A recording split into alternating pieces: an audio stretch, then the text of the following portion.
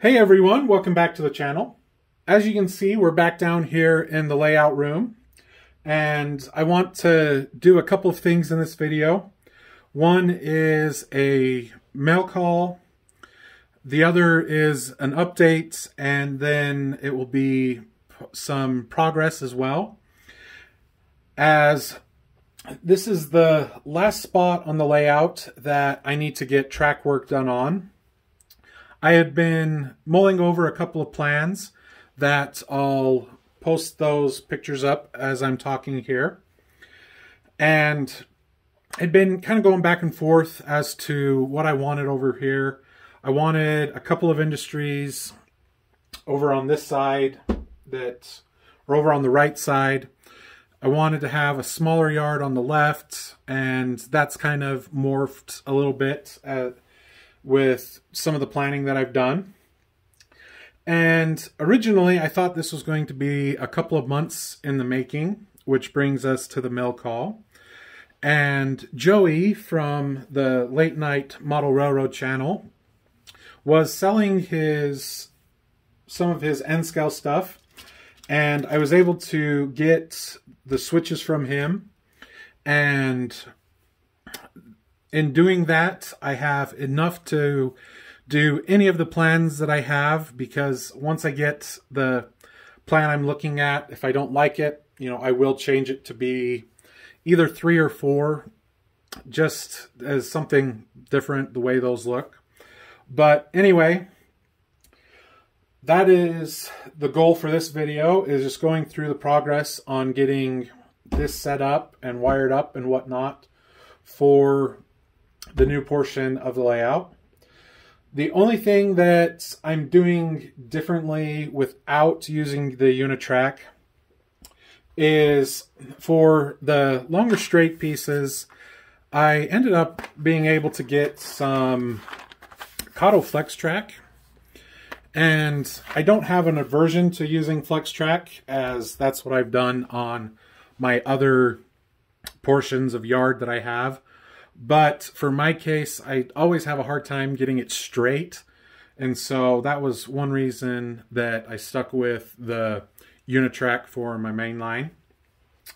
Anyway, I'm going to get the top of this cleaned off. As you can see, it's pretty dirty with some of the stuff that I've been working on here and there on other spots of the layout. And I'm just going to do a couple of pictures here and there as I'm progressing, and to show the progress with this. And so we'll be back with some of those and see everybody in just a bit.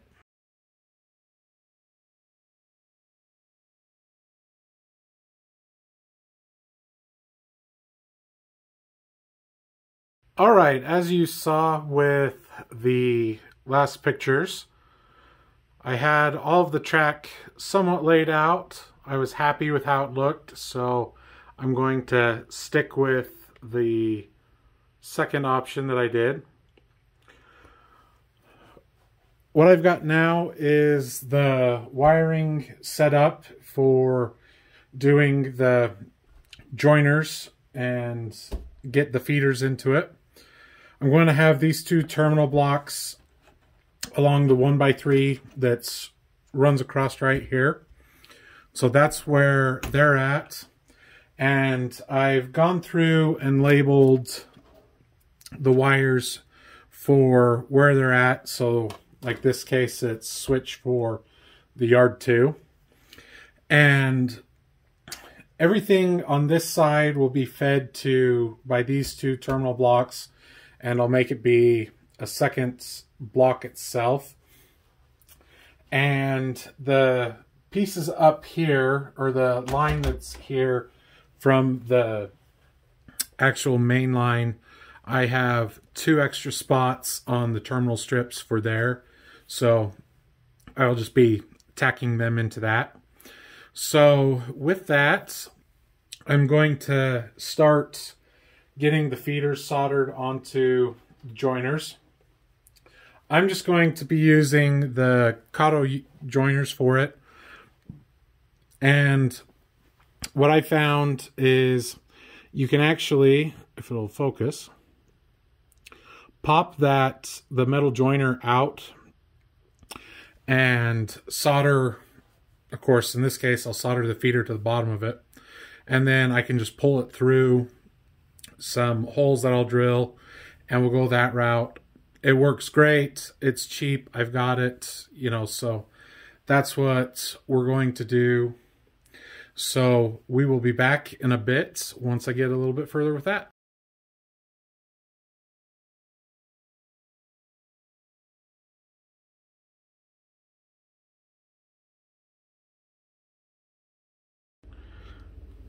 Okay, as you saw in the pictures that were rolling by, I've made some good progress down here.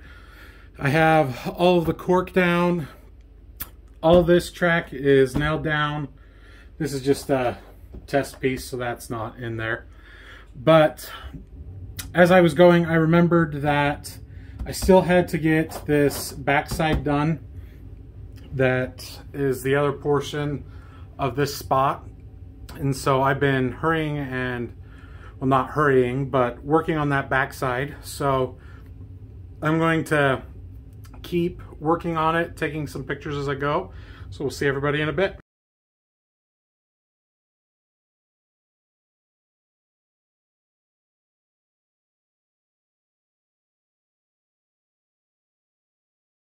All right, this is where I'm going to end for tonight. I got all of the flex track cut, and the positioning of it is somewhat where I want it. I did need to end up coming out a little further on the engine lead just to fit a tank car there. Doesn't add too much. I think it was only like 1.5 inches that I had to add, so it isn't terrible. And I can still put a yard office off to the side of it without any worries. I did get the back portion all tacked down like I said I was going to in the last clip. And the only place that I haven't cut the flex track is where the yard lead is at along here.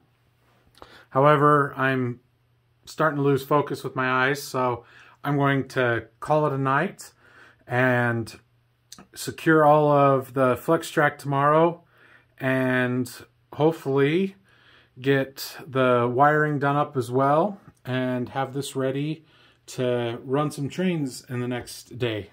So we'll see everybody when we get that far. All right, everything is secured down, wired up. Except the switch controls, I haven't decided how I'm going to control those yet, but everything else is wired up and working. Just as a recap, or kind of my idea of what some of the stuff that isn't here yet will be, there will be an industry on this spur. I did get the freight and packing shed put back over there that's where it's going to be. Then these are just 3 yard tracks that eventually there'll be more cars there.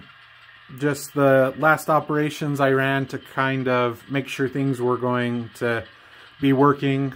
Didn't put anything over there but that oil car. Then here is the engine storage track. The only thing I am still debating on is if I bring it out this entire length or not, and just keep it that small yard office building will be there. But it is just a little piece, and I only have this secured with a couple of nails, so it will be easy enough to swap that out if I want to. Then there will be a building here, and I do plan to bring it out to the edge of the fascia and have it end there. But I haven't decided exactly how I want to build that yet. It will be scratch built. I then have the freight terminal built up. There will be a video on that coming in a little while. And then what I decided on is this will be mainly hopper tracks back there, maybe chemical. But anyway, I will have piping going from there over and act like it'll be underground underneath this track. They'll go off to staging eventually. And then it'll actually feed these buildings here. They're just placed there to see how I like it, if I want these buildings or if I want to build something else. But I did do an operations, as I said, and or at least a one time going through one of the routes that I have, and it seemed to work great. Things got moved over into the tracks without any issues. The last thing that I have is to get this boxcar placed over to the spur over here. So I will get that going. We'll let the Southern Pacific come through as well, and we'll end the video with that. Thanks for watching, and again, thank you everyone for your continued support.